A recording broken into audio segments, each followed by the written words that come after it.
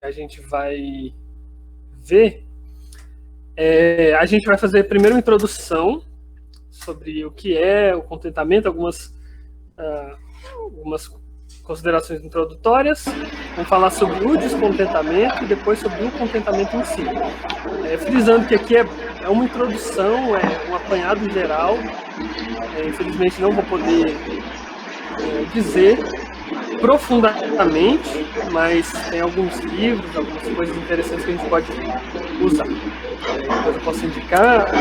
Basicamente, eu acho que os melhores tratados é um tratado de Jeremiah Burroughs, que é a rara joia do contentamento cristão, que é basicamente uma das coisas mais completas que eu achei assim sobre o contentamento. Então, se quiserem dar uma olhada, depois eu passo direitinho. Mas eu quero começar falando desse giróvão. Quando eu falo assim, monge, o que é que você pensa? Você pensa numa pessoa assim, que vive a vida inteira no mesmo lugar, recluso, recitando todo dia as mesmas orações, no mesmo horário, vestindo a mesma roupa, com o mesmo grupo de pessoas. Ou você pensa... pode pensar no monge como uma pessoa super crente, ou não, ou o contrário. Pode pensar no monge como uma pessoa nada crente, que está fugindo do mundo. Mas eu acho que uma das coisas que a gente nunca pensaria no monge é essa imagem aí que eu coloquei pra gente. O monge perto ali, com a sua Bíblia, a tiracolo ali, com a preguiça danada de orar. Não sei se é geralmente isso que é. Não sei se a gente pensaria no monge assim. Descontentamento, com a preguiça, com a falta de vontade. São Bento, que escreveu uma regra monástica, que é uma das mais famosas, ele descreve alguns tipos de monge. O monasticismo da época dele é muito mais complexo do que essa visão um pouco focada, uma visão um pouquinho limitada que a gente possa ter. No início do livro dele, sobre a vida no mosteiro, ele descreve vários tipos de monge. Ele destaca um em especial como sendo o pior desses tipos, que é o giróvago. O que é o giróvago? Os giróvagos, eles eram monges preguiçosos, muito gulosos, bebiam e comiam muito. Eles vagavam de mosteiro em mosteiro, chegavam, ficavam uns 2, 3 dias em um, antes que desse tempo deles trabalharem, deles botarem a mão na massa, ou mesmo deles se cansarem, eles já iam para o mosteiro seguinte. Porque naquela época o sistema de mosteiros era muito complexo, então eles iam andando, e eles nem davam tempo que eles mesmos ficassem ansiosos. E Bento diz que esse é o pior tipo de monge que existe. É um monge descontente. Eles estavam sempre descontentes com a vida monástica, com o dever religioso, com as orações, com a leitura da palavra, com fazer o bem. Então eles sempre iam andando para ver se isso tirava esse tédio e esse descontentamento da vida deles. Se a gente falar assim, pode até não parecer muito distante da gente, a experiência dele. Não há momento em que a gente fica super inquieto com o estado atual das coisas. Tem tanta coisa fora do lugar, a gente vê e isso vai causando uma desordem nas nossas vidas.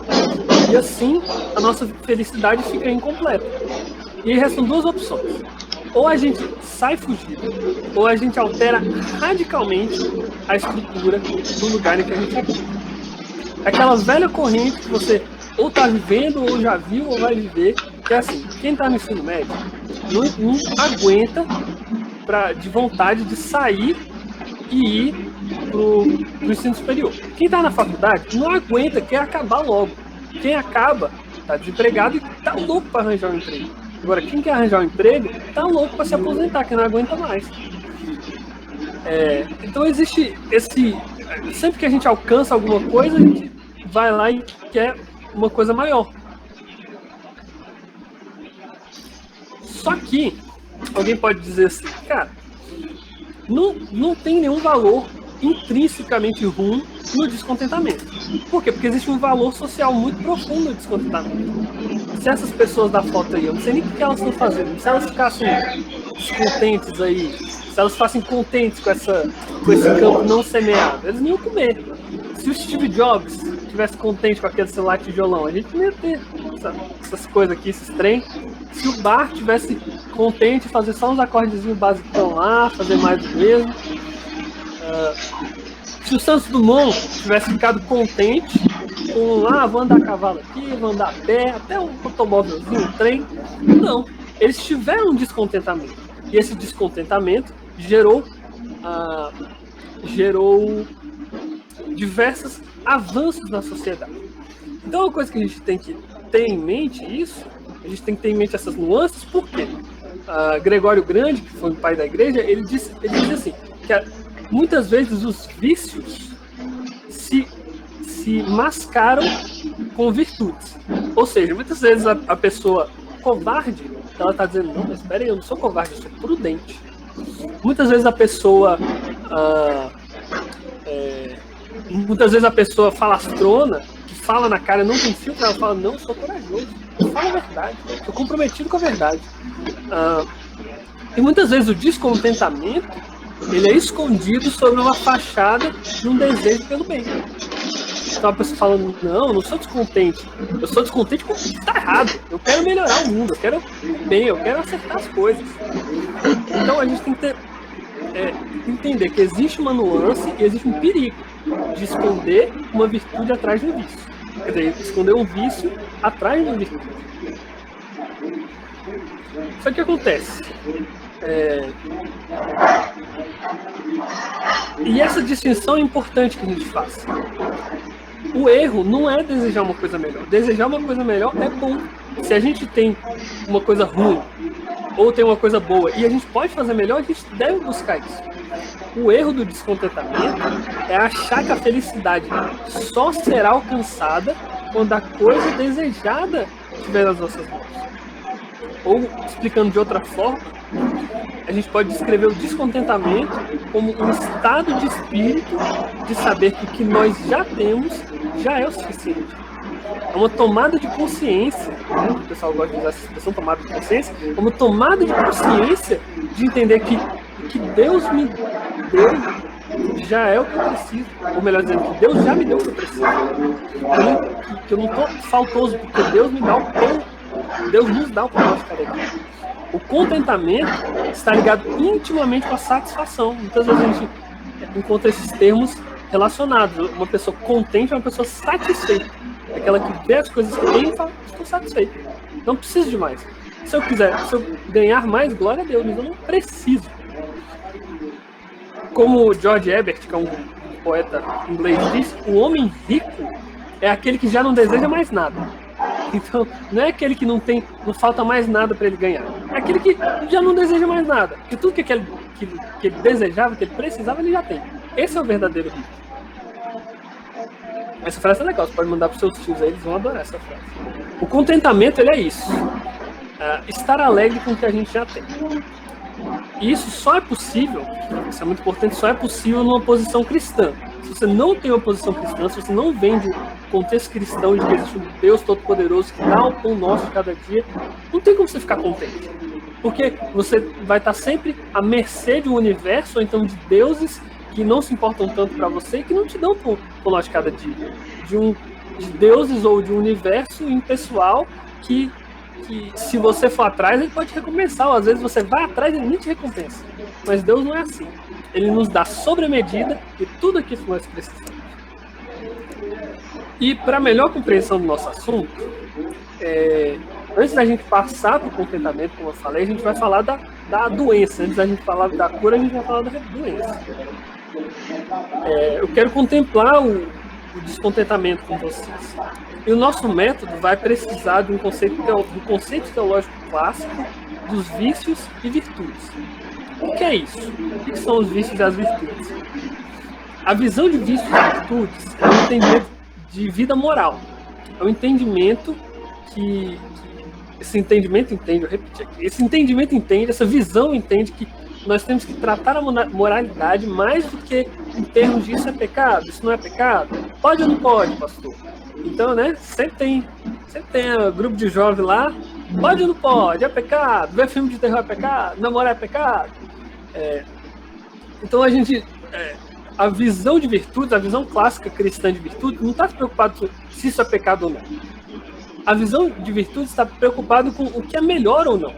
Essa abordagem clássica, ela ultrapassa essa pergunta, não é que ela não se faça, é que ela ultrapassa essa pergunta e ela pergunta: que hábitos essas práticas individuais estão fomentando na minha vida? Que hábitos elas estão ensinando para a minha alma? Que pessoa eu estou me tornando fazendo essas práticas, ou abrindo mão, ou fazendo outras? Então, e essa visão ela é muito útil por dois motivos. Primeiro, porque ela nos ajuda com situações morais que não são tão claras. Às vezes é entre o certo e o errado. É entre trair sua esposa e não trair. Entre roubar e não roubar. Claro que você não vai não roubar. Claro que você deve não roubar. Claro que você deve não trair. Mas agora, às vezes, não é entre o certo e o errado. É entre o certo e o mais certo. Entre um duvidoso e o outro duvidoso. Você fica, e agora? Então, você usar as virtudes como norteador vai te ajudar nisso. E segundo, que elas nos ensinam que a melhor forma de vencer um vício são esses hábitos ruins, e as virtudes são esses hábitos bons. Essa visão de virtude nos ensina que uma das formas de vencer, ou melhor, a melhor forma, a forma principal de vencer os vícios, os pecados, é procurar a virtude correspondente. Claro que na força do Espírito Santo, através do Cristo ressurreto, mas buscar os vícios. Então não vou simplesmente me refrear e fugir. Não vou simplesmente fugir sem saber para onde eu vou. Eu vou fugir desse vício, eu vou buscar a virtude correspondente. A gente vai falar de forma mais específica, não vai ficar mais tão abstrato. E para isso a gente vai passar pelos 7 vícios famosos, que são comumente chamados como 7 pecados capitais. Eles não são um conceito especial de pecado, que pecou os 7 pecados capitais vai perder a salvação, e nem na sua origem eles nunca foram isso. Eles são simplesmente uma sistematização, um resumo, uma generalização dos problemas da alma. Eles são um raio-x da nossa alma que mostra quais são as doenças, o que está de quebrado, o que está errado com a nossa alma. Beleza, vamos seguir. Então vamos falar da doença. Vamos começar pela avareza. O que é a avareza? A avareza é uma das mais óbvias demonstrações de descontentamento. Porque para pensar na avareza, a gente pode lembrar daquela velha parábola de um homem que ele tem vários celeiros, ele junta tudo que ele tem e ele fala: rapaz, esse celeiro aqui tá pequeno. Porque ele é um homem avarento, ele quer ter, ele junta, ele guarda, ele junta e mais e mais. Então fala, esse celeiro não dá, destrói esse, faz outro maior, bota coisa maior, e aí quando ele faz o celeirão, que cabe tudo que ele tem, ele deita a cabeça na cama, finalmente feliz. E aí ele morre. Então a parábola mostra a idiotice, a besteira, a bestice, a bestagem que é a avareza. A avareza, por um lado, ela é uma pandurice de uma dificuldade de abrir mão do que você tem. Por outro lado, a avareza, são dois lados da mesma moeda, né? Não são duas coisas diferentes, são a mesma coisa. A avareza, ela também te dá um desejo de possuir mais do que você já tem. Então, um descontente, ele é alguém, o avarento, ele é alguém que está descontente com as posses financeiras, com o dinheiro, com a casa. E é interessante que tem alguns estudos que mostram que o millennial, a nossa geração, é muito pouco avarenta. Muito pouco avarenta. Então, acho que talvez a gente é tão desligado com o mundo físico, tão virtual, que a gente não se importa muito, né? Se a gente tiver um negocinho aqui, um lugarzinho, se a gente tiver um Wi-Fi boa, um celular bom e uma tomada perto da cama, a gente está feliz demais. Mas ainda assim, a avareza está no presente dos nossos corações. Porque Paulo fala que o amor ao dinheiro é a raiz de todos os males. Então, o avarento, a gente tem que ficar de olho aberto com a avareza também. Continuando, eu quero falar aqui de duas irmãs, que é a gula e a luxúria. Ambas são desejos desproporcionais por prazeres físicos, que são bons em sua natureza. A gula é por comida e a luxúria é pelo toque. O guloso, ele não consegue se contentar com o que tem na mesa, com o que tem para hoje. Ele não entende que o corpo dele também tem um limite biológico claro. Ele tem, se ele comer mais que isso, ele passa mal, ele peca, se excede. Deus ordenou que o prazer da comida existisse dentro de barreiras, de limitações, que essas barreiras são o que tem para comer, o que a terra produz, o que eu posso ir lá e comprar com meu dinheiro, e o que o meu corpo aguenta absorver. Já o luxurioso, a pessoa que tem luxúria, ela não se contenta com a quantidade de prazer sexual que ela recebe. O guloso com a quantidade de comida e o luxurioso com a quantidade de prazer sexual. Isso varia, inclusive, de caso para caso, de cada momento da vida. Então, por exemplo, o solteiro, ele não se contenta com a falta de sexo. O casado, ele não se contenta com o sexo marital. O sexo, assim como a comida, ela foi feita para ser prazeroso, mas dentro dos limites que Deus planejou, dentro da cerquinha para que ele crescesse ainda mais forte, vigoroso e correto, sem se emaranhar por aí. Tá errado. Então, não há só limites físicos, mas limites sociais, como o casamento. Deus fez isso, então você pode... existe uma coisa social chamada casamento. Você vai lá no cartório, vai lá na igreja, vai lá com os pais da noiva que você vai casar, e ela com os seus pais, e você tem todo um contrato social, toda uma relação social que limita a ação do sexo. E Deus, ele faz isso justamente para que a gente não esqueça que o sexo não é o maior prazer da nossa vida. A nossa sociedade atual, a gente acredita nisso, mas não é. Outra forma de o solteiro, por exemplo, outra forma de o solteiro estar descontente com a sua solteirice é ele achar que ele só vai ser feliz depois que ele casar e puder fazer sexo. É um problema nosso, dos cristãos, né? Um problema muito sério da gente. Então, mesmo que você não tenha sido, isso é importante, mesmo que você não tenha sido chamado para o celibato, quer dizer que um dia, se Deus quiser, você vai casar e você tem esse impulso, porque um dia Deus está preparando esse momento, você tem que se preparar para isso, só que até lá você não está. Então você tem que estar contente com esse até lá. Então você tem que estar contente com o hoje. E aqui nós vimos, até aqui, 3 pecados que demonstram descontentamento em relação ao mundo cá dentro. Isto é, em relação conosco mesmo, com os nossos desejos, nossas paixões. A avareza é o descontentamento com relação a quantidade de coisas que eu tenho. A gula é um descontentamento com a quantidade de coisas que eu como. E a luxúria é um descontentamento com relação à quantidade de sexo que eu faço. Eu sempre eu.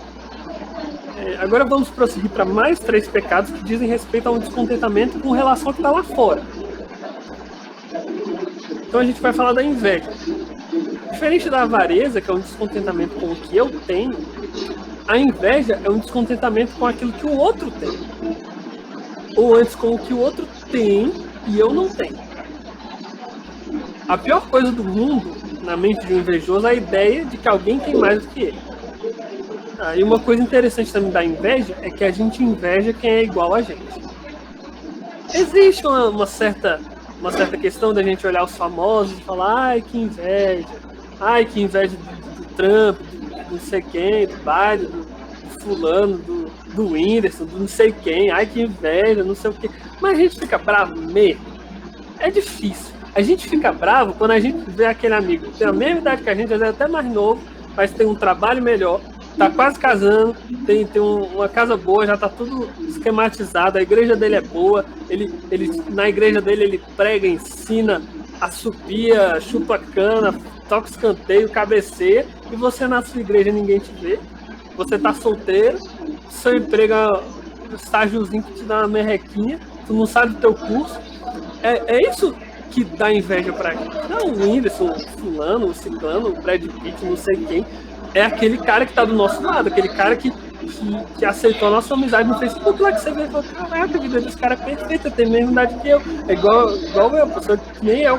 É isso que dá inveja na gente. Uma história muito clara é aquela história da história bíblica das duas mães, das duas mulheres que vêm até Salomão, e o filho de uma delas morreu, e aí elas estão disputando, é meu, é seu, é meu. Como não tinha ratinho na época, não tinha como fazer o teste de DNA, Salomão, movido pela sabedoria divina, ele diz o seguinte, ele fala, olha, então você faz o seguinte, corta a criança no meio, cada uma fica com um pedaço, pronto, resolvi igualitariamente, né? A gente não quer qualidade, então resolvi igualitariamente. A mãe de verdade, ela fala, não, pode ficar. Não, pode ficar, não tem problema. Não, nunca foi meu, à vontade. Só que a invejosa, ela prefere que o outro não tenha nada, que eu e o outro não tenha nada, do que alguém que é um pouquinho mais que eu. Essa é a feiura, né, da inveja. Eu prefiro que o outro não tenha nada do que ele tenha um pouquinho que seja mais do que eu. Então é um descontentamento com o que o outro tem. Você vê a diferença, né, do posicionamento da mãe para a invejosa. Recalcada, né? Que o povo não fala mais assim. O próximo é a ira. A ira, ele é um descontentamento com o quê? A ira é um descontentamento com a aplicação de justiça no mundo. Isso é profundo, que a gente tá... Deixa eu dar uma fechadinha aqui. A ira, isso é uma questão que a gente está bem irado, né? Bem descontente com essa justiça desse mundo. E claro que, num certo sentido, é super válido. O errado seria, inclusive, até interessante ver o que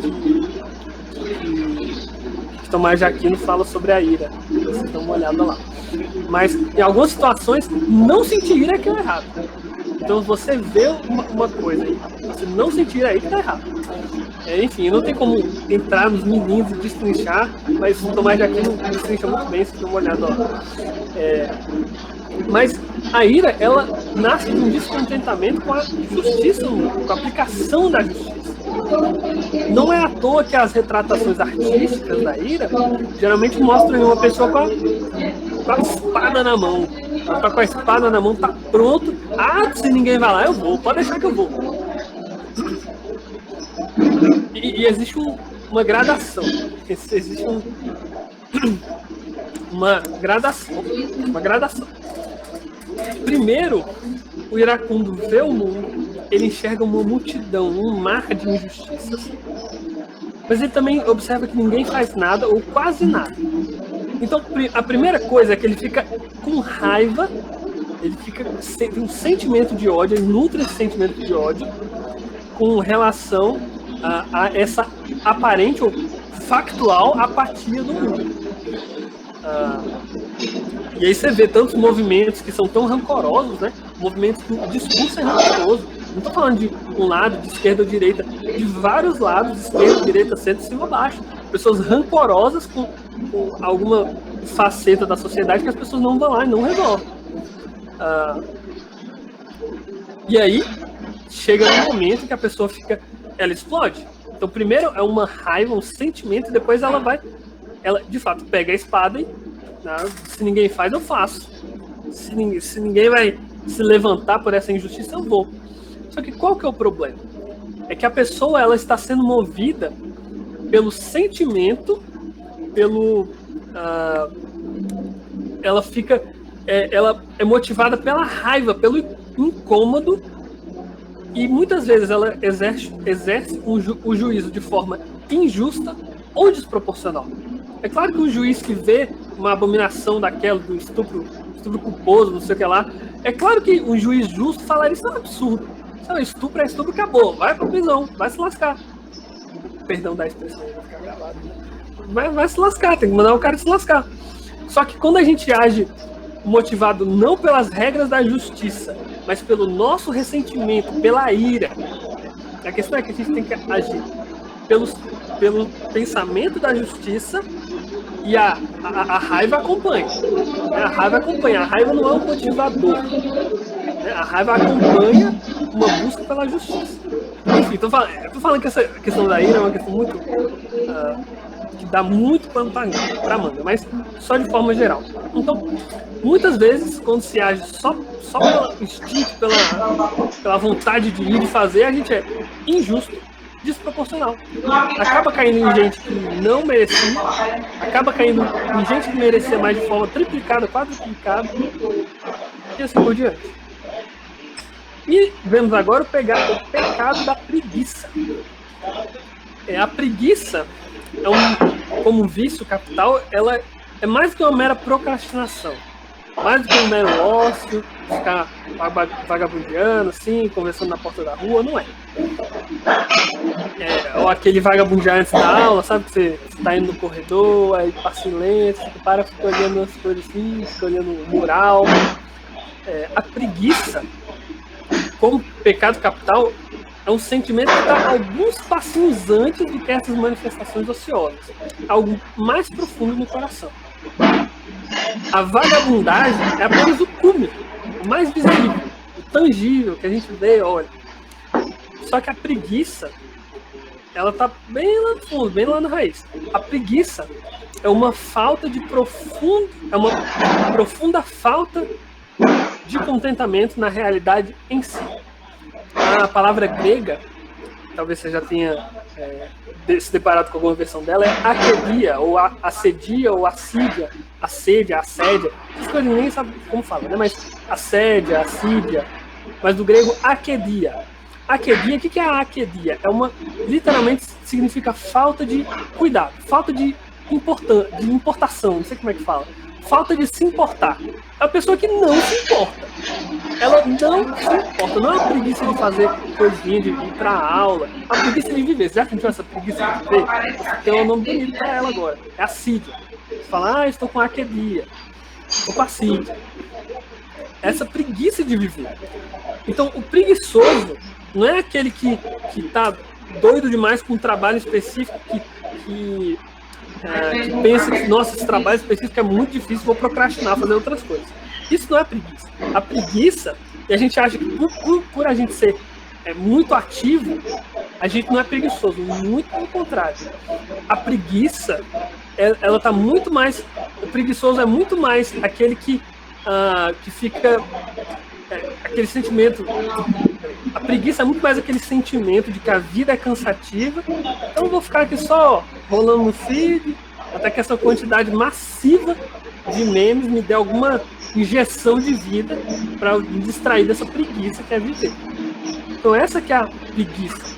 É interessante também, nas retratações artísticas, o preguiçoso sempre tem algum demôniozinho roubando alguma coisa dele, né? O preguiçoso tá lá assim, encostadinho, tem um demôniozinho só.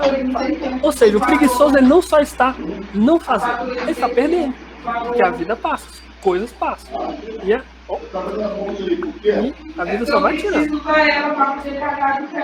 E por último, fechando o ciclo dos pecados, pensando em terminar no máximo um meia para dar todos os pecados, a gente tem o pecado do orgulho agora. Algumas traduções trazem o termo vanglória, ou como a gente vê aí, o mais perto do latim seria soberba.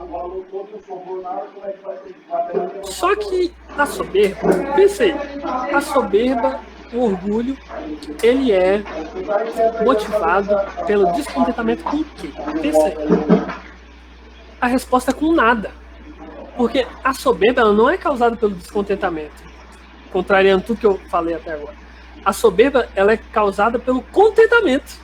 É por um extremo contentamento, um contentamento sobejado, contentamento transbordante em si mesmo. A pessoa ela não precisa de mais nada para viver, porque ela se vive por si ela mesma.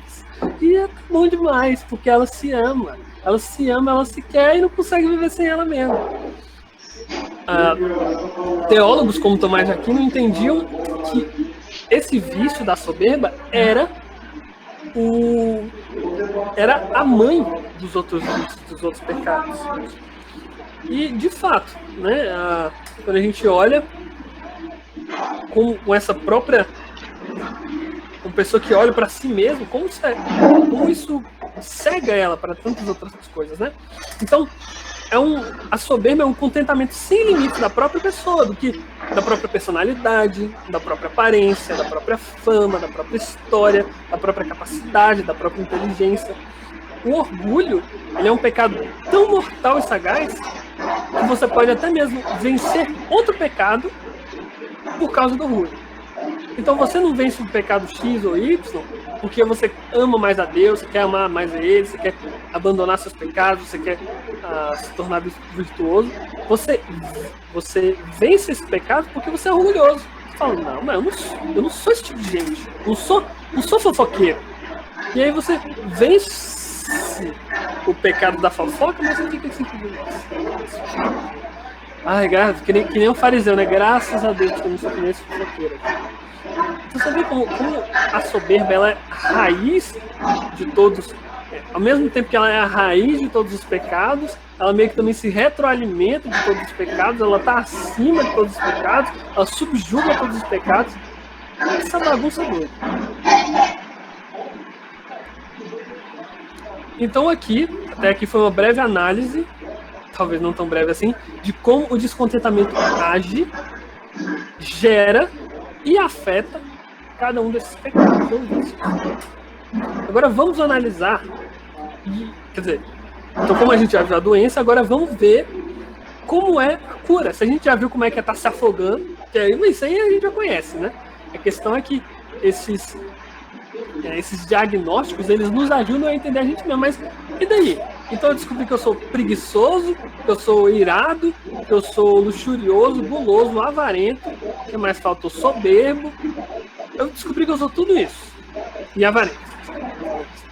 Descobri que eu sou tudo isso, mas e aí? Como é que eu resolvo isso? Então vamos olhar agora para o contentamento. Se a gente sabe como é estar se afogando, a gente deu uma descrição um pouco mais detalhada do que é se afogando, então vamos descobrir como é que é sair da água e tomar um bom ar.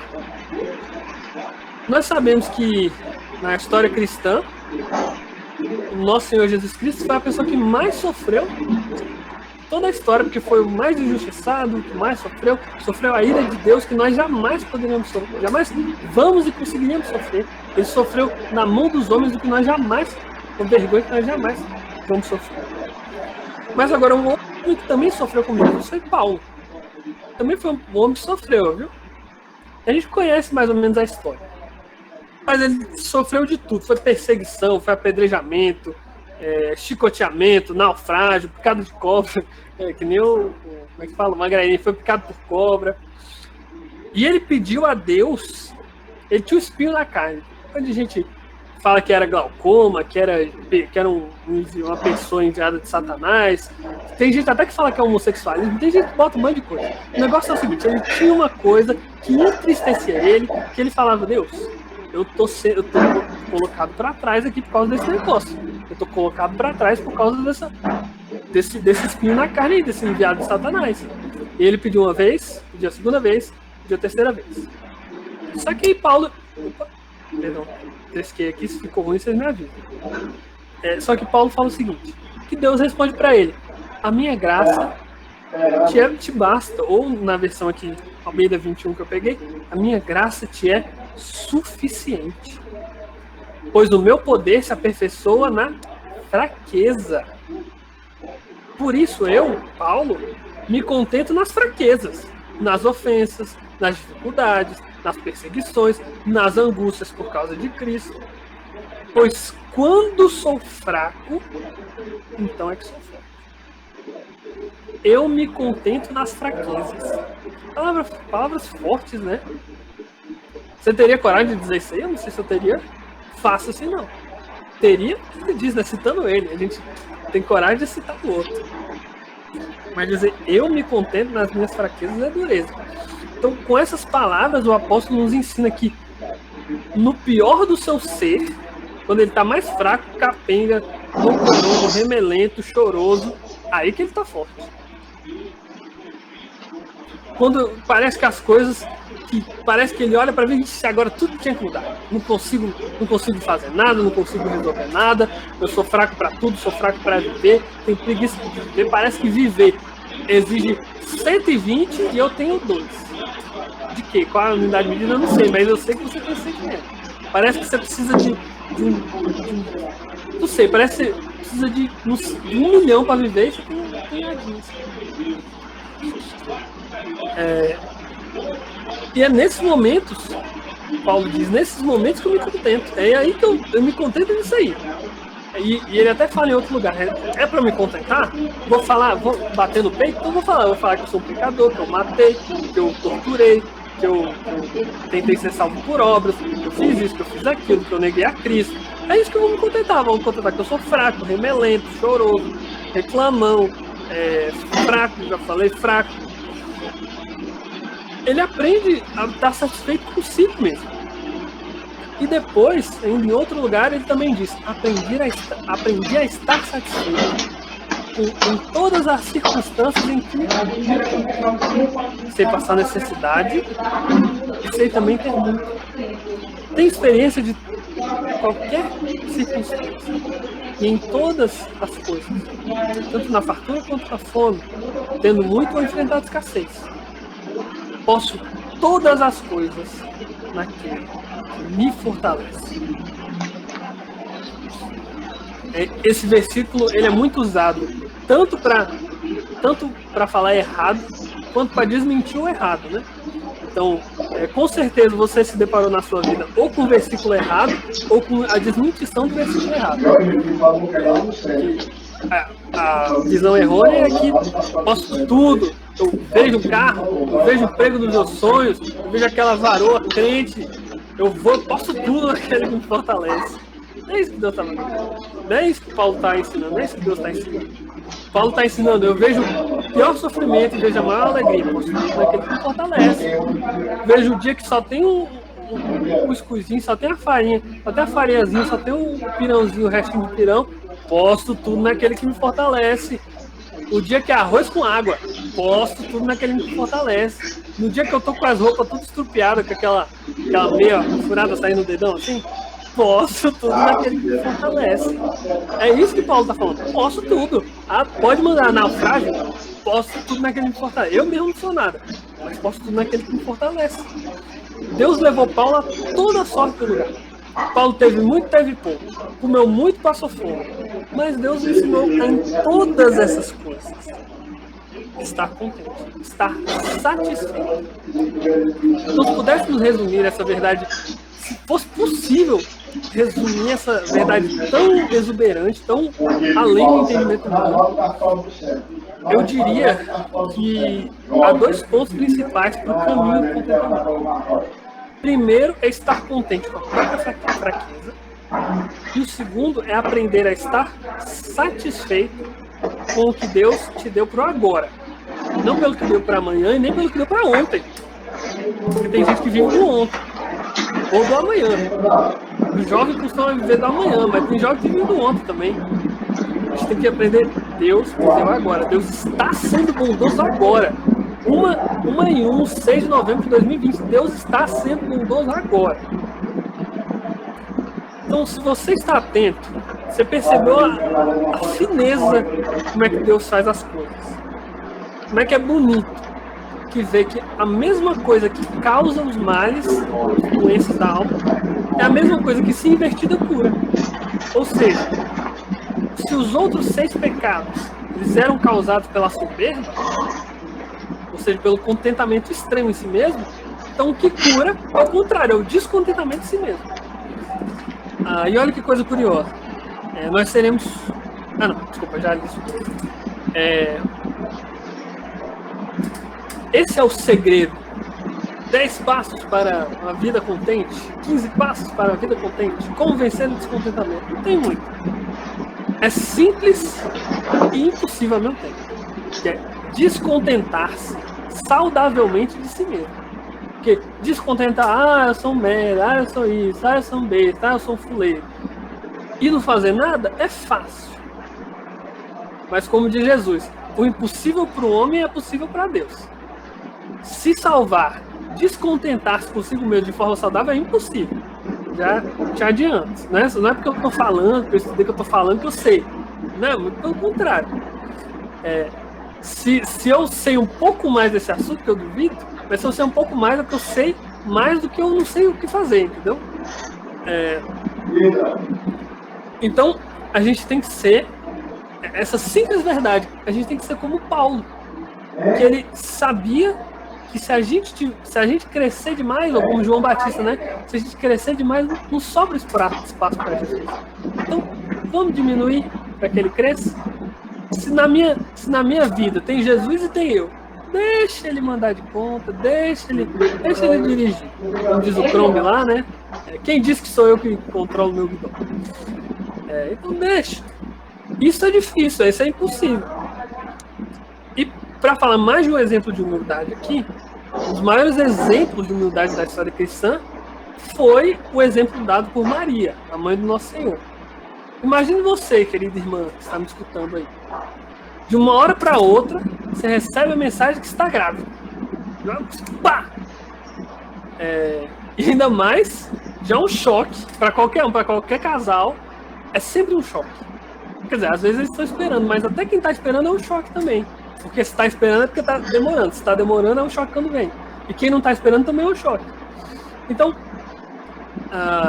é sempre um choque. Imagine se você for virgem. Aí sim, né? Peraí, eu não sabia que era assim que funcionava. Porque realmente não é assim que funciona. Agora imagine que o neném que está na sua barriga é aquele exato que vai trazer a redenção de Israel. Aquele que simplesmente vai alterar toda a ordem cósmica. Vou até mudar aqui, só. Mudando aí. Imagina a foto aí de Maria. Imagina o que passou na cabeça dela. Imagina o que passaria na sua. Quando a gente é convidado para a casa do pastor, a gente já se sente grandes coisas, né? O pastor me convidou para lanchar na casa dele. Nossa, eu sou tão crente, sou tão querido, sou tão amado por Deus. Obrigado, Jesus.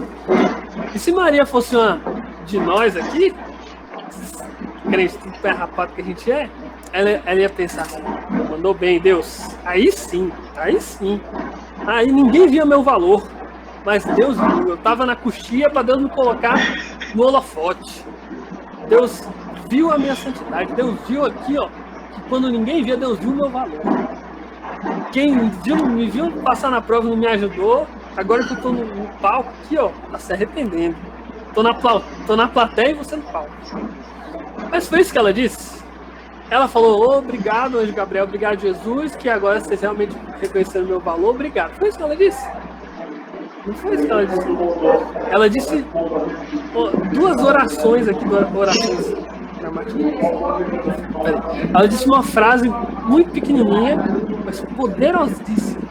Ela disse: eis aqui a escrava do Senhor, faça-se conforme a tua palavra. Eis aqui a escrava do Senhor. Ela é uma escrava. Ela não tem mandamento, ela não manda, ela não desmanda, ela é uma escrava, ela é um meio, ela é muito uma ferramenta. E se Deus quisesse descartar, ele descartava, mas não descartou porque ele não quis descartar. Olha que ensinamento sobre humildade, assim como Paulo nos ensinou. Paulo também poderia falar: eu sou apóstolo top. Eu vim depois ainda, porque eu sou tão crente, tão top, que eu vim depois. Nem vi Jesus do começo, ainda fiz mais. Porque Paulo reconhece, né, que o ministério dele era muito sobejado, mas ele entendia que essa sobejamento, essa exacerbação do ministério dele era para ele servir mais, dizer que ele era o menor de todos, não o maior. Porque ele matou, Pedro não matou ninguém, João não matou ninguém, os outros não mataram ninguém, ele matou, torturou, etc. Então, a honra que Maria recebeu, não está escrito, mas eu lembrei dessa história. Uma vez eu conversei com um rapaz, uma história bem pequenininha. Eu conversei com um rapaz e falei: rapaz, você acha que você é bom? Ele falou: eu sou muito, claro que eu sou bom. Porque ele era mochileiro, né?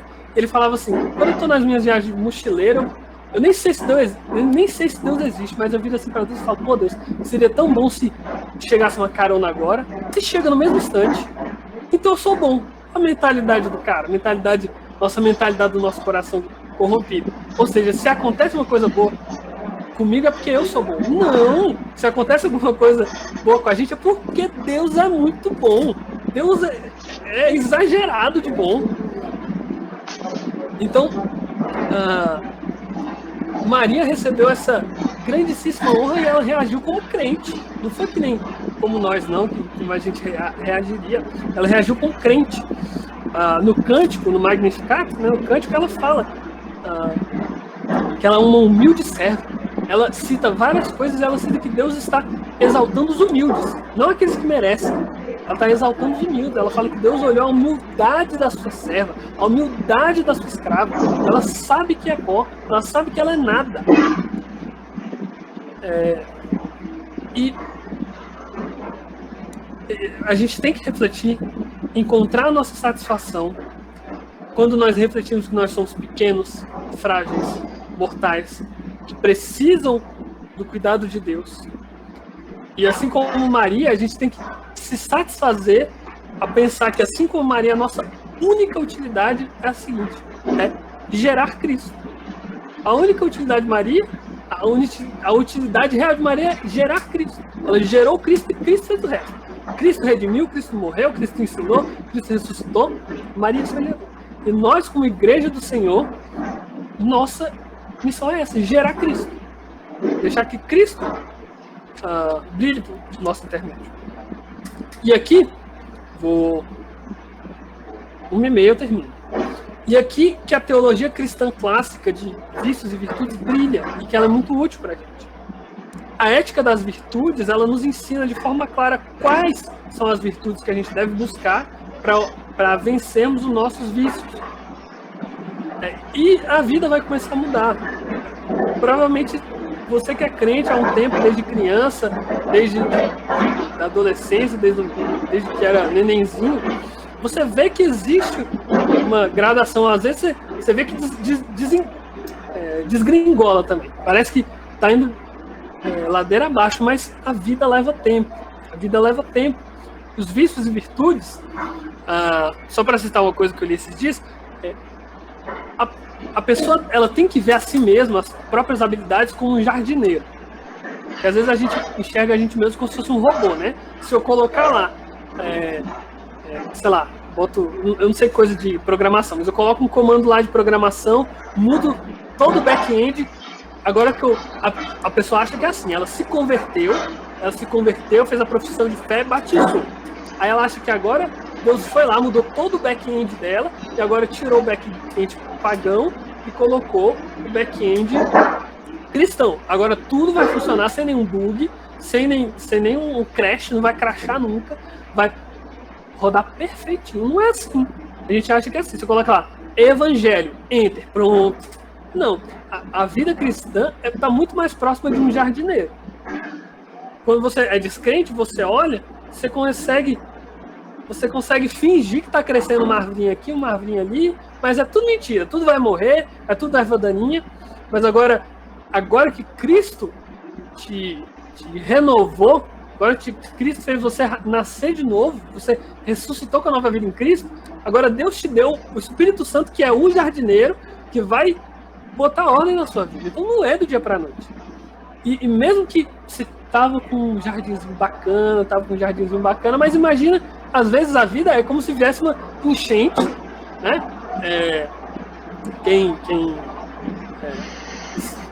Se Pato lembra aí da sua aula de geografia sobre como é o clima no Nordeste, né?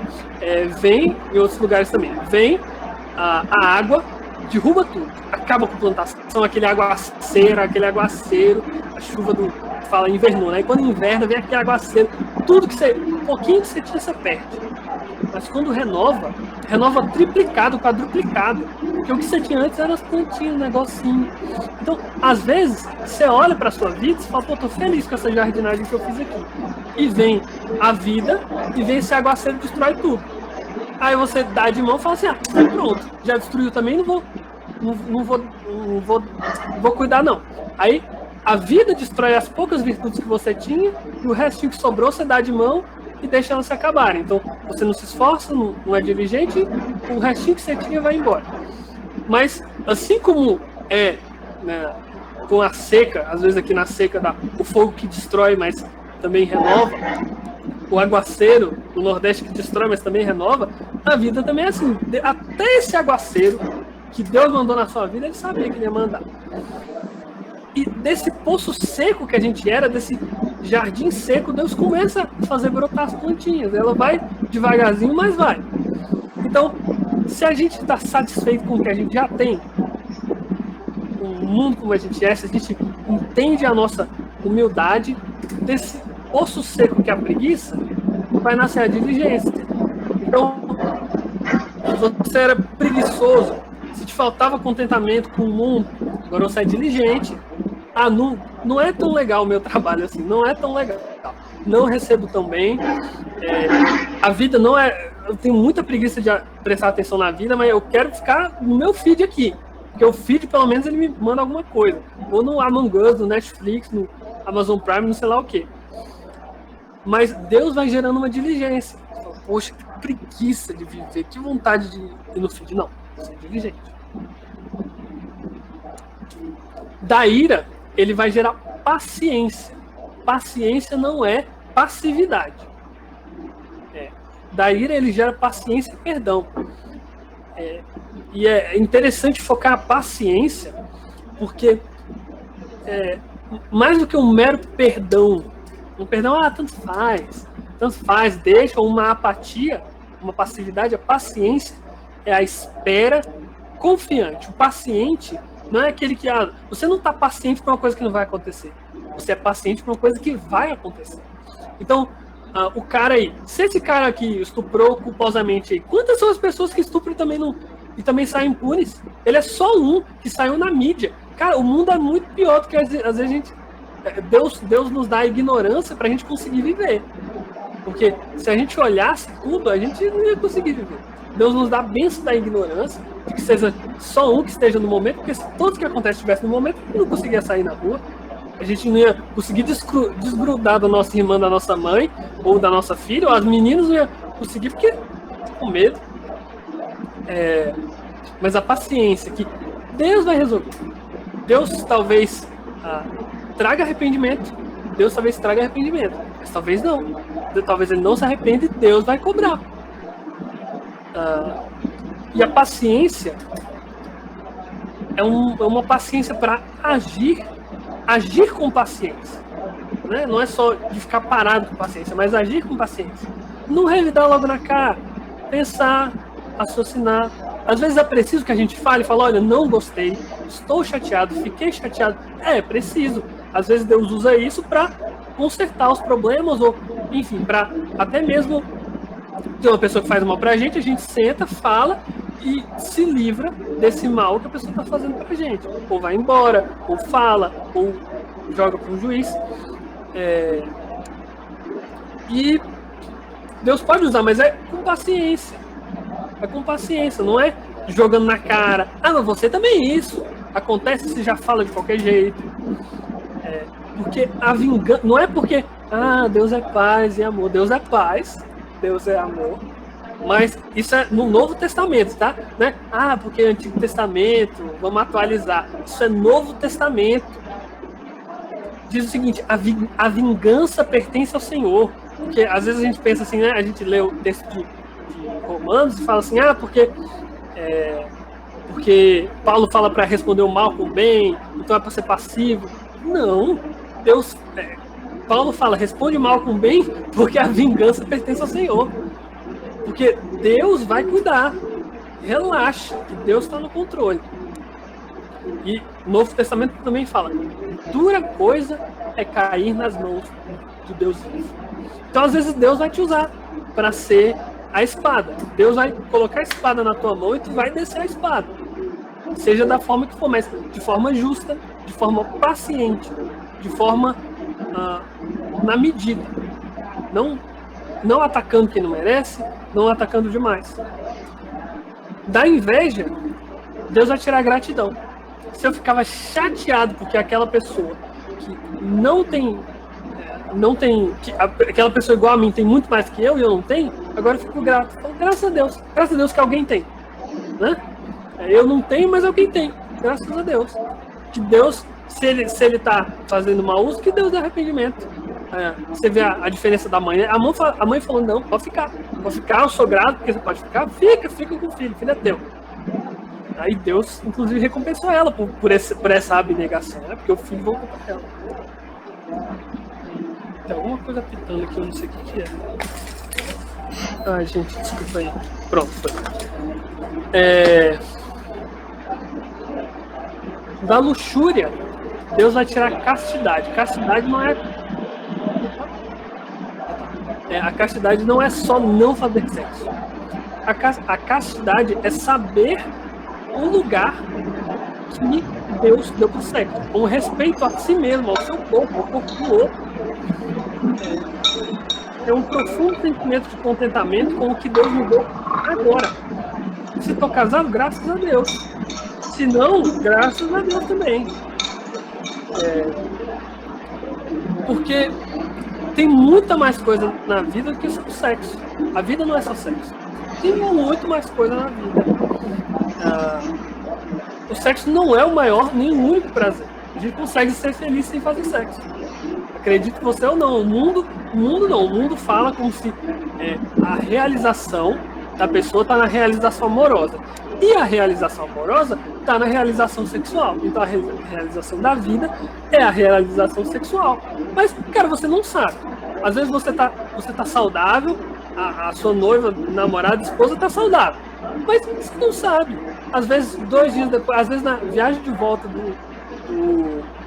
às vezes na viagem de volta da lua de mel, ela sofre um acidente e fica paraplégica a vida toda. Você vai largar ela?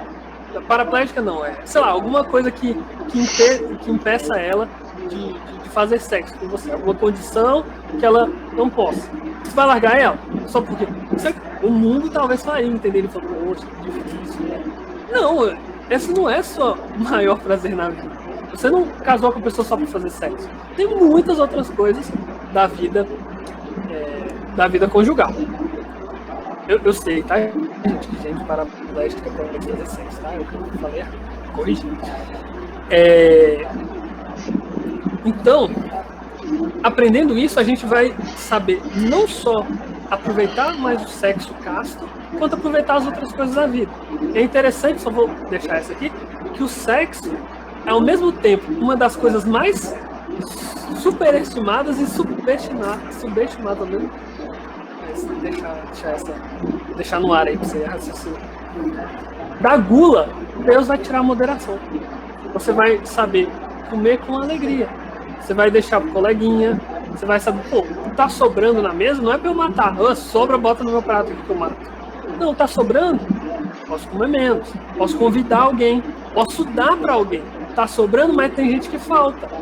Porque Deus manda todo dia, e às vezes Deus manda por intermédio da gente. Então, moderação, não perder o controle com comida, com bebida, com todas essas coisas. Deixar uma história muito interessante. Que minha mãe, quem conhece minha mãe sabe que ela é super, ultra, mega fitness. Desde que ela era jovenzinha, ela sempre foi super, ultra, mega fitness. E ela passou por alguns problemas, algumas coisas, meia-idade, e ela não conseguia emagrecer. Ela não conseguia controlar a boca, passou por alguns momentos, por algumas dificuldades na vida também. Então, mudanças no corpo. Baixei no microfone, se ficar pensando. Por mudanças do corpo e da vida, ela teve dificuldade para emagrecer. E ela falou, Deus, domínio próprio é um fruto do espírito, eu preciso de domínio próprio. E aí minha mãe começou a fazer jejum para emagrecer. Não era jejum para emagrecer, é jejum para poder fazer dieta para emagrecer. Porque minha mãe tinha entendimento de que a gula é pecado. E se ela não está conseguindo com os métodos de nutricionista, disso, daquilo, ela tem que ir para Deus. Então, não se sinta envergonhado, você fala, meu Jesus, eu não consigo me controlar. E também não acho que é normal. Eu não consigo me controlar, eu como mesmo, porque crente come mesmo, né, irmão? Crente não bebe, mas come. Esse crente come. Rapaz, não.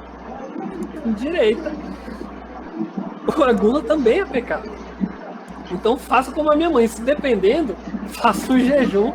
Não é jejum para emagrecer, é jejum para controlar as próprias paixões, para que o Espírito Santo controle as minhas paixões, as minhas vontades, para que eu consiga cuidar do meu corpo. E por último, o contrário da avareza é a caridade. Esse termo caridade, eu prefiro o termo generosidade, mas ficou grande para o slide. Mas o termo caridade é interessante também, porque a caridade ela é uma generosidade movida por amor. Na verdade, o termo caridade é esse amor, né? Esse amor abnegado. E eu quero terminar aqui a gente refletindo. O satisfeito, o crente, a pessoa caridosa, diferente do avarento, que ele está dissatisfeito com o que ele já tem, o caridoso ele fica tão satisfeito com o que ele tem, tão satisfeito, que ele não só cessa de aglomerar mais, que ele abre mão. Ele está tão feliz com o que ele tem, que ele fala, quer saber, eu posso viver com menos. Sei lá, 3 casacos talvez não seja muita coisa. Talvez 3 casacos, você tem um casaco para ali, para lá, tudo bem. Mas às vezes você consegue viver com 2. Às vezes você consegue viver com 1 ou 2, um para casa, um para sair. Se tem 2 para sair, você pode abrir mão. Às vezes não, às vezes precisa. Mas às vezes você tem a quantidade boa de casacos, mas você tem muitos sapatos, ou livros, ou isso, ou aquilo, cada um sabe do seu. Cada um sabe do seu. Então, usar caridade e não generosidade é importantíssimo, porque isso é motivado por amor, porque não é só dos bens materiais. Você está satisfeito também com a sua própria vida, você se doa. E isso é o mais difícil, né? É interessante que as imagens de alegoria da caridade, geralmente é uma mãe com um bando de crianças em volta. Uma pendurada aqui, outra aqui, uma no pé, e as crianças mamando. Por quê?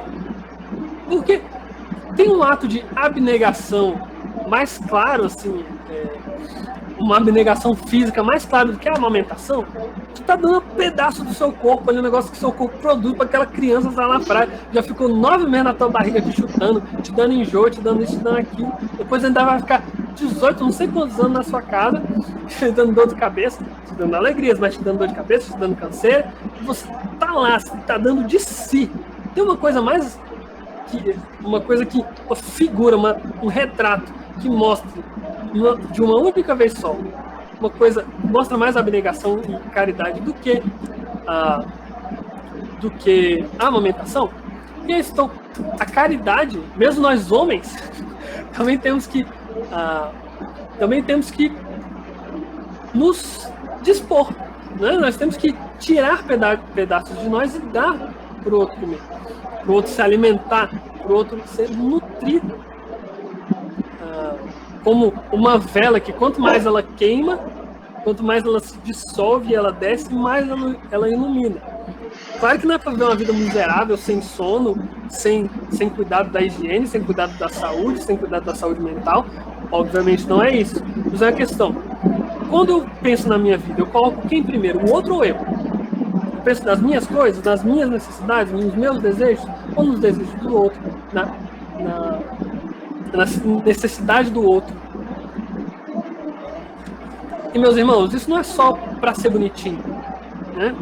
Nós sabemos que nós não vamos para o céu por obras, nós sabemos disso.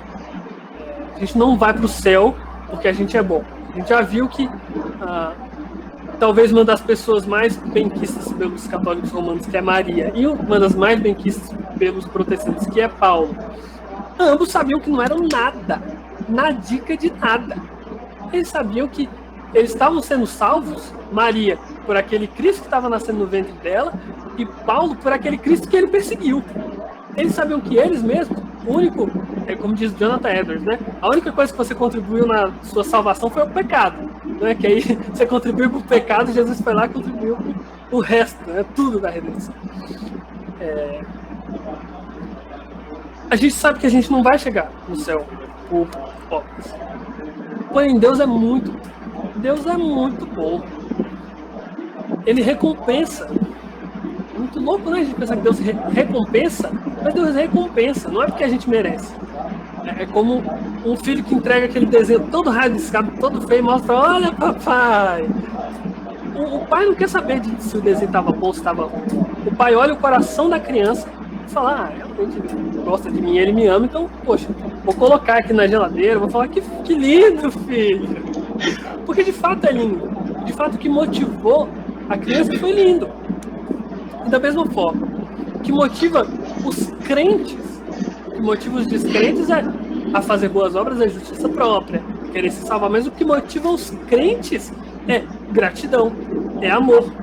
E para essas pessoas que se abnegaram, porque o filho do homem, se você é avarento, se você quer ter, lembre-se que o filho do homem diz que até as raposas têm covis, mas ele mesmo, o filho do homem, não tinha nem onde repousar a cabeça. Então, assim, quem ajudou os necessitados, quem abriu mão do que tem, os crentes que abriram mão daquilo que eram, daquilo que tinham em favor do outro, colocando o outro em primeiro lugar, vão ouvir do próprio Senhor Jesus. Presta atenção, o que o próprio Senhor Jesus vai falar para você e para mim, se nós formos fiéis, através do Espírito dele. Olha que Jesus vai falar para mim. Imagina que isso sou eu, Arthur, falando, mas imagina quando ele de fato falar. Ele vai dizer o seguinte: vós possuí por herança o reino que vos está preparado desde a fundação do mundo. Por quê? Porque Cristo, tive fome e me deste de comer. Tive sede e me deste de beber, era estrangeiro e me acolhestes. Precisei de roupa e me vestistes. Estive doente e me visitastes. Estava na prisão e fostes me visitar. Com isso, eu termino aqui dizendo que a única forma pela qual podemos alcançar alguma forma de contentamento é confiando em Cristo. Só uma pessoa que crê na providência divina, que crê que existe um Deus bom, que crê que a cada manhã você só acorda porque Deus te levantou do sono, porque Deus te guardou, te deu um novo dia de presente. Só essa pessoa pode dizer, assim como Paulo, aprendi a viver contente. Amém? O Senhor nos abençoe. O tempo deu certo. E agora nós vamos para as perguntas.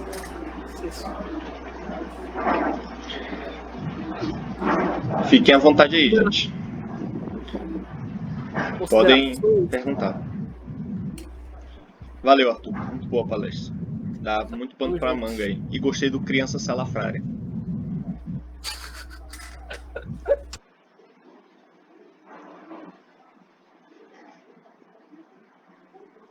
Eu tenho uma pergunta. Eu queria entender, acho que se você fez uma diferenciação assim do que é contentamento e felicidade. E aí você estava falando que contentamento seria algo que é anterior à felicidade, né? Então, tipo, você pode ser contente mesmo estando triste. E aí, quando você peca, você está buscando prazer em coisas que não agradam a Deus, né? Ok. Mas é possível estar triste, assim como Jesus esteve, Paulo esteve, sem ser por motivos pecaminosos? Sim, com certeza. Porque felicidade é um termo muito escorregadio, né? Pode significar várias coisas. O contentamento, ele às vezes a gente fala de felicidade no sentido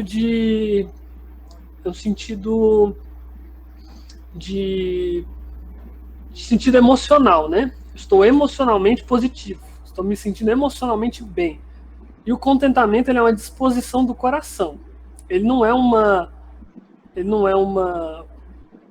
emoção. O contentamento não é uma emoção, é uma disposição do coração. Então você pode estar contente e triste. Por exemplo, aquela música, né? Sou feliz com Jesus. É uma música feliz triste, né? Porque o pessoal fala, nossa, essa música Sou Feliz é uma música tão triste, que absurdo. É porque, na verdade, o cara, quando escreveu, ele escreveu quando tinha perdido a mulher e a filha. Acho que é alguma coisa assim, se alguém sabe mais, mas eu sei que esse é o um contexto de perda. Você não vai... Uma pessoa que perdeu a mãe, tô tão feliz que eu perdi minha mulher, minha filha, né? Tô feliz demais, tô feliz com Jesus. Não, é um contentamento, né? Uma felicidade. Dizer que faz 4 filhas, tá vendo? Então, é um contentamento descontente, não, brincadeira, eu só queria usar essa frase mesmo. O contentamento é saber, olha, é uma disposição do coração, saber que Deus está no controle, Ele me deu o que eu preciso. Dói, é claro que dói perder as 4 filhas no naufrágio, é claro que dói. E se não doer, é que tá errado. Então chora o que tem que chorar, fica triste, mas o contentamento não é assim, até porque existe uma diferença de contentamento com felicidade. Às vezes você pode estar feliz pecando, né? Então a infelicidade nem sempre é resultado de pecado. Muitas vezes não é. Você vê a pessoa lá, as pessoas que traem, elas não traem para ficarem felizes, né? Elas traem para ficarem felizes. Elas traem porque o obedecimento do mandamento de fidelidade ao cônjuge está deixando ela infeliz, ou alguma coisa relacionada está deixando ela infeliz e descontente, e aí ela peca e fica feliz. Então, tem como a gente estar fazendo certo, não tá pecando e tá triste. Eu espero ter respondi mais ou menos. Você quer clarificar alguma parte da dúvida para ver se eu explico melhor?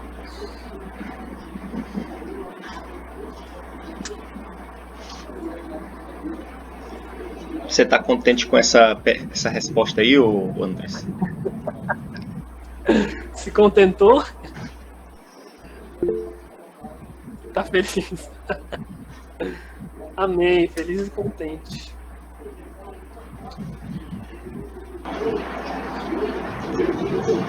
Alguns. Foi a palestra do Peregrino, né? Que estamos de felicidade. Foi. Nem sempre a felicidade ela está atrelada com uma satisfação emocional, né? Às vezes a felicidade aristotélica tinha muito mais a ver com praticar virtudes do que de fato estar emocionalmente satisfeito, emocionalmente positivo e feliz. Mas quando a gente usa felicidade nesse termo espiritual, pode falar. Eu tenho uma pergunta, sobre assim, a questão do equilíbrio, né, sobre o contentamento e o descontentamento em algum aspecto, por exemplo, em relação à justiça. Às vezes, por exemplo, o contentamento de você pensar assim, o mundo já é ruim mesmo, nada vai mudar, faz com que você não lute, né, por algumas coisas, vamos dizer assim. Então tem que ter um equilíbrio nesse sentido também, de você não pensar assim, não vai resolver, vou desistir, vou ficar na minha, vou tentar aqui. E também o outro aspecto da pessoa viver amargurada, né, por causa daquela situação, né? Tipo, realmente se entregar àquele sentimento e aquele sentimento de injustiça e tudo mais. E isso também é um lado ruim, né? Esses dois lados são lados ruins aqui, a gente também tem que ter equilíbrio, assim. E pensando sobre isso, também queria fazer um comentário antes de você responder. Por exemplo, eu mesma, essa questão também de se gloriar nas fraquezas, eu já recebi muitas perguntas no sentido assim, tipo, você não tem problema não? Por que você não fez? E eu me glorio nas minhas fraquezas quando eu lembro que eu tenho, sabe? Quando eu conto da minha vulnerabilidade para as pessoas, para mostrar que eu agi de Deus na minha vida, porque se fosse por mim eu não seria feliz. Verdade. Enfim, e eu tava tendo muita compaixão da Mariana, sabe? E aí eu percebi que o mesmo caso que ela teve na justiça, dessa humilhação toda, aconteceu com a minha mãe, comigo, sabe? Enfim, mas tipo, às vezes eu passo tantos anos como se esse problema não existisse, sabe? Mas a minha mãe ainda tem muito esse sentimento de injustiça e ela não tem, como é que posso dizer? Ela consegue lutar com isso, entendeu? Eu já sou mais do lado de tipo, não sei se vai resolver, mas eu acabo tipo, meio que desistindo, sabe? Mas minha mãe, ela luta mesmo, ela vai na justiça, ela denuncia os abusos da autoridade, né, do juiz e tudo mais, mas enfim, então tipo, é só uma questão, dando um exemplo, né, do que também já aconteceu, mas que tipo, realmente a gente tem que ter um equilíbrio lembrar que a graça de Deus nos basta, que a gente não deve viver constantemente sofrendo por essas questões, por essas injustiças, mas que também a gente deve lutar, né, para que a justiça seja feita de alguma forma, né, com os direitos que a gente tem hoje em dia, por exemplo. Enfim, tipo, pode responder agora. Boa colocação. Essa questão da relação da ira, da justiça, da paciência, da passividade, é uma relação muito difícil. É uma relação que há um tempo atrás eu também estava lutando muito, eu acho que de vez em quando ela volta e vai voltar, né? Quando, por exemplo, eu tive uma questão pessoal com isso, com relação entre ira, justiça, raiva, ir atrás, ficar de boa. O que é ficar de boa? Ficar de boa não fazer nada, ficar de boa não sentir nada, enfim, muita coisa, né? Muita coisa. E esses escândalos públicos, a gente faz a gente, de tempos em tempos, repensar isso, né? Mas, vou por partes aqui. Com relação a você falou de contentar que o mundo é mau mesmo. Quando eu tive muitas dúvidas, e o texto de Tomás de Aquino sobre a ira me ajudou muito. Porque ele está discutindo a distinção entre como os estoicos viam a ira e como os cristãos deveriam ver a ira. Porque muita coisa, de controle emocional, de não perder a cabeça, muitas coisas os cristãos herdaram de alguns filósofos estoicos. Só que esse é um problema. O problema da ira é um problema que Aquino discorda, porque os estoicos falavam que nem a ira você devia ter. E Aquino fala, não, a ira, você deve ficar irado com o pecado. E existe uma ira justa, um zelo, porque se você vê uma injustiça feita com alguém que é amado por Deus, com algum pequenino, né, a gente deve ficar irado. A questão é que, como eu falei só rapidamente, o que Aquino faz uma diferença entre você ser movido pela ira e você ser movido pela razão, e aí você agir com ira. Você agir buscando a justiça, né? Então a gente não deve agir pela ira, o mais difícil que seja, né? A gente deve agir porque, bom, isso foi ruim e coisas ruins devem ser punidas. E aí claro que nesse processo eu vou ter ira. Se eu for apático, minha menina foi estuprada, tanto faz, acontece todo dia mesmo, né? E daí? O que eu tenho? E daí?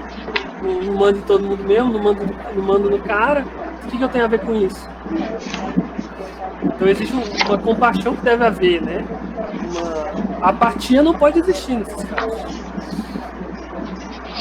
Agora, sobre o contentamento, de contentar-se com o mundo a si mesmo. Acredito que não é isso quando eu digo contentamento, quando a gente pensa sobre contentamento com relação à injustiça, não é contentar-se que o mundo é injusto. Eu acredito que sua mãe está muito certa de usar os meios legais que ela tem para resolver isso. Porque Paulo diz o seguinte, lá, se for olhar Romanos 12 para 13.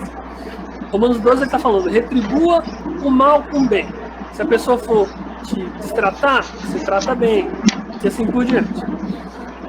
É claro que em alguns casos você não vai tratar bem um cara que tá molestando sua filha, você não vai continuar dando casa, comida. Claro que você não vai fazer isso, porque você está tratando bem em detrimento de alguém que você deveria estar protegendo. Então você está favorecendo o mal em detrimento do bem. Claro que não é isso. Que cada caso vai se aplicar de uma forma diferente. Mas ele fala, você trata você responde o mal com o bem, não é porque Deus é passivo, porque o cristão tem que ser passivo. Houve uma vez um homem muito sábio que o amor de cristão não é amor de mulher de bandido, né? Que apanha calada, que fica lá. Não é isso. Não é apanhar calado, não. É saber quando apanhar. Saber quando apanhar e saber quando não revidar, inclusive. Mas depois que Paulo falou, você responde com bem, o que ele fala? Ele falou, você responde com bem porque a vingança vem do Senhor. Não é que você responde com bem porque não adianta. Você responde tratando bem porque o mundo é mau mesmo você responde com bem porque tanto faz, a pessoa não vai mudar, não é por isso. Você responde mal com bem, porque aquilo que você não consegue fazer, relaxa que Deus vai fazer. Inclusive ele continua falando que a passagem de Romanos 13, de que o Estado tem a espada, de que essa espada é para punir os malfeitores, é nesse contexto. Então relaxa, pune o mal com o bem, não vai tirar satisfações pelas suas próprias mãos, não vira justiceiro, mas não é porque Deus está pouco se importando para a sua dor. Não vira o justiceiro, porque quem vai vingar é o Senhor. E ele vai fazer de uma forma muito mais justa e muito pior do que você vai fazer. Porque ele sabe, de fato, o que fazer, quando fazer, como fazer, a quem fazer. E uma das formas é a justiça. Então, se tem pelejas dentro de casa entre dois irmãozinhos, se o irmãozinho te bateu, não vai lá quebrar a cara dele. Aquela idiotice assim que você ouve, né? Ah, porque filho meu se apanhar na rua, apanha em casa. Não, pô. Não tem isso. Se ele apanhar na rua, ele tem que vir pra você e tu defender ele. Agora, se ele vir alguém apanhando na rua e não defender, mas essa ideia, né? Se o irmão apanhou do outro irmão, vai lá, tira satisfação. Não. A criança vai nos pais, os pais resolvem. Dentro da igreja, conflito entre irmãos. Os irmãos estão brigando entre a igreja, a liderança resolve, pessoas mais velhas resolvem, pessoas mais sábias resolvem. Na sociedade, tá tendo um litígio na sociedade, entrega para o juiz, ele vai lá e resolve.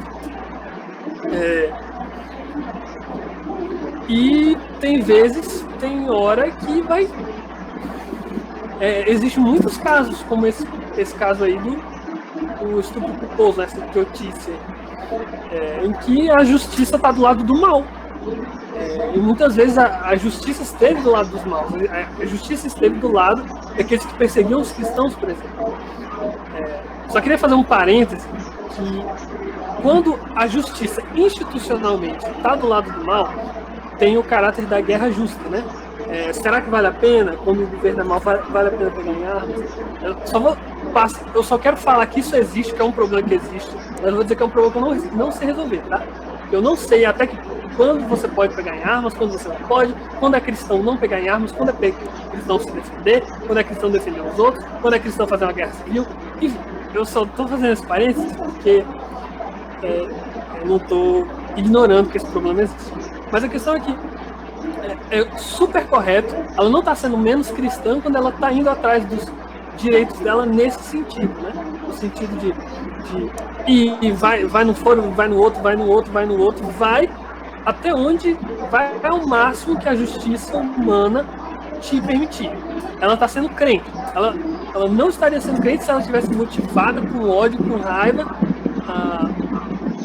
fosse se defender. Ainda que de fato fosse uma questão justa, né? Um problema, realmente uma ofensa real. Mas é super crente, super justo e é difícil. Mas o contentamento não está no fato de que se contenta aí porque é o que tem para hoje. A injustiça é o que tem para hoje e é isso mesmo. Não, se contenta porque mesmo que a injustiça seja o que tem para hoje, mesmo que você morra e a injustiça nada que você faça sirva para pagar a injustiça que foi cometida, relaxa. Porque a vingança pertence ao Senhor e dura coisa cair nas mãos de Deus. Então, com relação a ira e vingança, é mais ou menos por aí. Acho que ainda dá para discutir umas 5 horas se a gente quisesse sobre esse assunto. Um comentário só é que essa questão tu citou aí o estoicismo, né? E essa diferença ela é muito importante de fazer, né? Entre contentamento e estoicismo, né? Por que o contentamento cristão ele tem uma relação estreita com Deus? Lembra que na palestra sobre amor que eu dei, eu falei lá que às vezes a gente tem um paradigma na nossa sociedade, que é um paradigma kantiano, né? Que é de achar que as coisas são certas porque elas são certas. Então, por exemplo, eu estou contente porque o contentamento é algo correto em si mesmo, como ele fosse o alvo, né? Ele fosse o fim. O contentamento é certo em si mesmo. É quase como se fosse a ideia abstrata do Platão, né? Existe uma forma do contentamento e eu estou próximo dele. Mas não é assim. Lembrem que o contentamento cristão ele tem estreita relação com Deus porque ele tem a ver com a recompensa, né? O contentamento ele tem estreita relação com a recompensa que Deus nos promete. Então, veja no caso das coisas terrenas. Por que eu posso suportar ou ficar alegre mesmo com a ausência de comida? Como, por exemplo, Paulo, que ele dizia que ele estava satisfeito mesmo com escassez. Ou por que eu posso ficar alegre mesmo quando os meus desejos mais profundos do coração não são atendidos? Por exemplo, eu desejo muito ter uma família no futuro. Aí esse desejo, de alguma forma, é frustrado. Por que mesmo assim, mesmo não tendo atendido esse desejo, eu posso ficar contente? Não é porque isso é certo em si mesmo, mas é porque na relação cristã Deus já te deu tudo. Então é porque Ele se doou a você, Ele te deu um reino inteiro, e porque você tem abundância, é que todas as outras coisas elas são meros aditivos. Então é porque você já tem algo que você pode ficar contente quando é expoliado algo menor. Então, por exemplo, isso aparece lá em Hebreus, como a gente viu no caso de Jesus, que o autor de Hebreus diz que Jesus suportou a cruz, mas ele não suportou a cruz só porque a cruz era certa em si mesma. Ele suportou em troca da alegria que lhe estava proposta. Quando ele fala do espólio dos bens dos crentes hebreus, para quem ele está escrevendo lá, ele diz que eles suportam o saque dos bens deles e os sofrimentos, porque eles sabem possuir um bem superior e durável. Ou seja, eles têm algo muito mais valioso do que aquilo, e é por isso que eles podem se contentar quando as outras pessoas tiram aquilo que é menor deles. Porque já foi dado algo que preenche eles completamente. Algo que eles têm e que não pode ser tirado e que é mais valioso do que qualquer outra coisa. Então, o contentamento ele tem fundamentalmente, e ele se separa aqui, o cristão do estoicismo, porque o cristão ele não suporta o sofrimento só pelo sofrimento, porque isso é certo. Mas ele suporta o sofrimento porque ele sabe possuir algo superior e durável. Ele sabe possuir um reino, uma cidade celestial que preenche ele completamente, mesmo quando ele passa pelas coisas terrenas. Da mesma forma, isso aplica para a justiça. Por que o crente ele pode se abdicar de fazer justiça com as próprias mãos?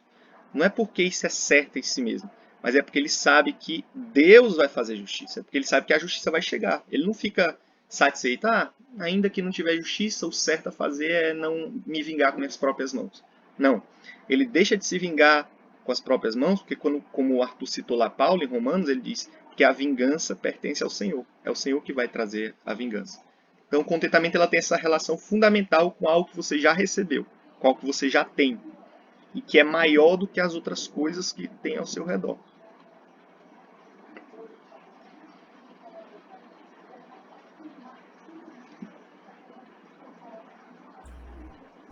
É muita glória.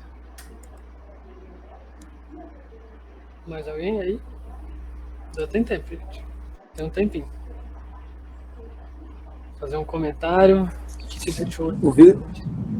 O Vitor deu um toco no meu comentário, porque ele já falou tudo que eu gostaria. Então eu estou em contentamento agora. Então é isso. Mas eu vou dizer duas coisas. Primeiro, esse negócio do gula é o pecado que o cristão mais se contenta em ter. E isso é uma verdade. O gula é o pecado que o cristão ele passa por cima assim, o olho. E eu digo isso me admitindo. É o pecado aceitável, né? É um pecado aceitável. E segundo, a coisa da ira é muito interessante de ver essa questão de o quanto que pode ser distorcido isso e que, tipo assim, trazer uma visão tão passiva, mas tão passiva que eu lembro quando eu era criança que eu não conseguia entender por que Jesus tinha se irado. Porque ao mesmo tempo que eu vi o meu pai e minha mãe falando, João Pedro, você não deve se irar, hein? Você, ai. Aí eu chegava na escola dominical e falava, Jesus se irou, Como assim? Ninguém me explicava os motivos, ninguém explicava, não, mas a ira dele era santa. Não, ninguém falava isso pra mim. Eu só ouvi não é pra se irar. Aí quando eu chegava na escola dominical era, Jesus se irou, e eu ficava em dúvida, constante. Mas também como eu era criança, eu não chegava e deixava clara essa dúvida pra mim, porque eu ficava com medo, falando assim, Gente, se Jesus tirou de peco aí vai tomar um tapão na cara e ser feio. Então, eu também preferia ficar calado. Mas é só isso. Já me foi respondido o que eu queria comentar, o que eu queria perguntar. Então é isso.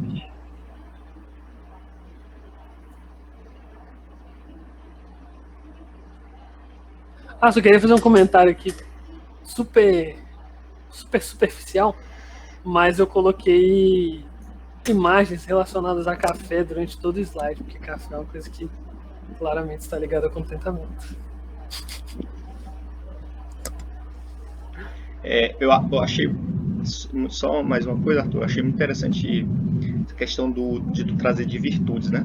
Porque o descontentamento e o contentamento, eles são coisas muito práticas, né? Que é exatamente a ideia, né? Eles não devem ser pra gente ideias abstratas, né? Eles estão presentes no nosso dia a dia, essa ideia de contentamento e descontentamento. Então você pode perceber, tentar aplicar isso que o Arthur falou, fazendo uma autoanálise da própria vida, né? Do seu dia a dia. Coisas simples como excesso de entretenimento, isso pode incluir Netflix, rede social, preguiça, irritabilidade, tudo isso são marcas de descontentamento. E uma outra coisa, não sei se a Carol ainda está aí, a Carol Manso, acho que está. Não, tá não. Mas uma das marcas que a gente vai ver, que é relacionada com contentamento, e que a Carol vai falar pra gente na semana que vem, é que o contentamento, por exemplo, ele se apresenta numa coisa muito simples, que é viver no presente. Ele tem uma relação profunda com o tempo, porque ele atua no tempo, né? Então, viver no presente é uma das marcas do contentamento. As pessoas que vivem muito imaginando o que vão fazer amanhã, preocupadas com o que vão fazer amanhã ou com o passado, geralmente isso pode ser uma superfície de algo que esconde descontentamento por baixo. A dificuldade em espera e coisas do tipo. Sim. Gente, desculpa falar de novo, mas é uma pergunta bem rápida e pode ser bem objetiva, de verdade. Tipo, só sim ou não, coisa assim. Enfim, o exemplo que eu quero dar é de José. José estava preso, né, injustamente. E vamos supor que José, ele... Tipo, seria errado se ele parasse de orar sobre isso, entendeu? Se ele pensasse assim, cara, a graça de Deus me basta nessa prisão e eu acho que Deus não vai me tirar daqui. E aí ele parasse de orar para Deus tirar ele daqui, entendeu? Tipo, realmente pensar, você acha que Deus quer que eu continue aqui? Tipo, vocês acham que seria errado a pessoa parar de orar ou parar de ter esperança de que a situação possa mudar na Terra? É claro que Deus vai se vingar, mas não necessariamente aqui. Mas pode acontecer aqui também, mas tipo, você entende, né? Que também pode não acontecer, né? A pessoa pode morrer injustiçada. Então, é nesse sentido que eu queria dizer. Tipo, você acha que José tinha que continuar orando sobre isso? Ou José poderia não orar sempre sobre isso e se contentar, vamos dizer assim? Mas boa. A pergunta é boa. Se alguém quiser comentar, vou comentar rapidão aqui por causa do tempo. De forma muito sucinta. Eu acho que uma coisa é você se contentar sabendo que Deus está no controle de tudo, outra coisa é você ficar super feliz e estar preso injustamente, né? Então foi como o Vitor falou, né? Eu estou contente de estar preso injustamente porque eu sei que Deus, nem que seja na ressurreição, vai me libertar. Porque da maior prisão que a sepultura ele já me libertou. Mas essa é uma pergunta boa, muito boa. Outra vez que me perguntaram, eu respondi que você ora enquanto você se sente angustiado com isso. Então, enquanto você levantou, foi orar, está angustiado porque você está preso injustamente, ora. No dia que você desangustiar, não ora. Se quiser orar, ora. Se não quiser orar, não ora. Porque Deus também, ele está no controle de todas as coisas, né? Mas esse seria... Acho que é uma pergunta um pouco mais complexa do que ela pode parecer, né? Mas... diria isso aí, se alguém quiser fazer um comentário rápido também.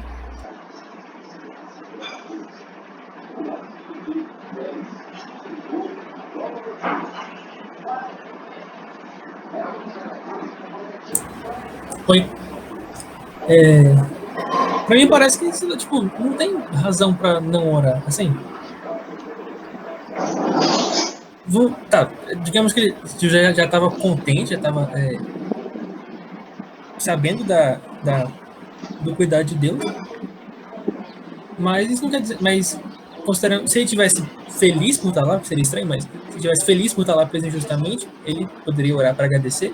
E, do outro lado, se ele estivesse triste por estar preso injustamente, ele poderia orar para Deus, eu não estou feliz aqui. Assim, eu estou contente porque eu sei que o Senhor comanda tudo, mas eu não queria estar aqui. Enfim, conversar com Deus, sabe? Porque a gente não sabe como Deus faz as coisas, então muitas vezes a gente se sente meio perdido, né? Mas, enfim, eu acho que não tem por que não orar. Assim, só dar de ombros e continuar vivendo. Eu acho que a dúvida surge por um problema da minha graça te basta, né? Porque você pensa assim, eu acho que o problema surge daqui. Eu estou orando há anos, nada muda. Quer dizer que Deus não quer que mude? Se Deus não quer que mude, eu fico orando. Estou orando contra a vontade de Deus? Eu acho que talvez a dificuldade surge aí, né? Às vezes a gente acha que o tempo de ter passado muito tempo, o silêncio, o aparente silêncio, a aparente ausência de Deus, quer dizer que Deus está dizendo minha graça te basta, pare de orar por isso. Eu acho que a questão se complica por causa disso.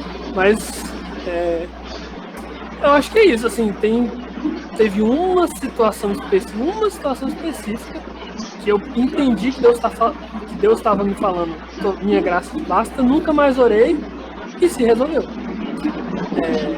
Mas tem coisa aí que a gente está orando até hoje. Eu acho que uma boa regra, nos americanos, a regra de dedão, uma boa regra geral assim tá angustiado hoje? Tá te angustiando? Tá tirando sono? Tá te deixando chateado? Ora.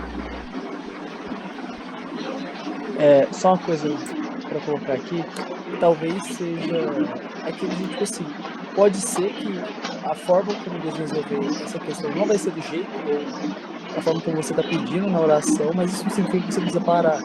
Isso significa que, tipo, Deus na sua sabedoria sabe muito bem o que ele vai fazer e você não precisa saber o que ele vai fazer, mas continuar orando vai ser a forma como talvez você vai aguentar passar por tudo isso, porque ok, se José simplesmente falasse, vou parar de orar aqui, ele teria perdido a melhor pessoa para que ele pudesse conversar naquele momento. Tipo, ele acabou de escolher perder o único ouvinte mais precioso que ele tinha naquele exato momento. Ele ia ficar falando com o carcereiro, aquele cara todo truncão, sujão, que ia matar uma alta galera, torturar. Ele ia ficar falando com o carcereiro o dia inteiro, ia ficar falando com Deus, e depois 5 minutos com o carcereiro. Tipo, é triste se parar, sabe? É uma coisa que também, tipo, o que ele não era só o que ele dependia de o que Deus iria fazer, mas da forma dele depender de Deus naquela instância, no momento, no presente.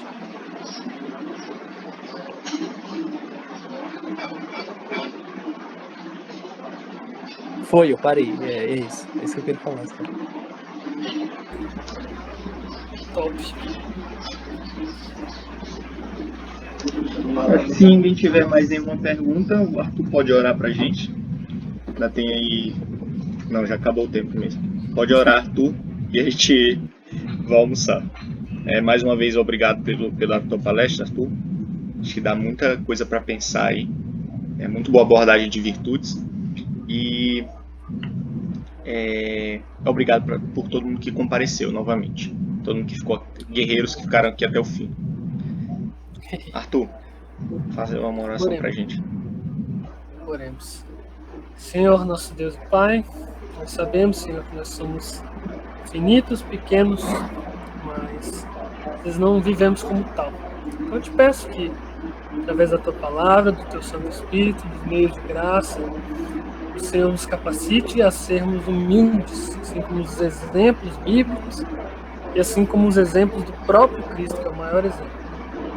Saibamos imitar Cristo, que foi contente mesmo sofrendo as piores coisas que qualquer pessoa jamais poderia sentir, que é a ira de Deus, a rejeição mais profunda dos homens, o complô dos gentios e dos judeus, que nós possamos crescer em satisfação, em contentamento, ainda que isso não nos forneça um prazer emocional imediato que nós gostaríamos, né? Mesmo em momentos de tristeza, parece que nós não estamos felizes, mas que o Senhor nos ensine a estarmos contentes, sabendo que nossa felicidade última e suprema está em Cristo, não nas situações, nos nossos desejos, nas nossas vontades e tudo mais. Eu te peço que o Senhor ilumine as nossas mentes e aqueça os nossos corações para podermos cumprir a tua palavra. Te pedimos em nome do nosso Senhor Jesus Cristo. Amém, gente. Até mais aí para vocês. Vamos comer.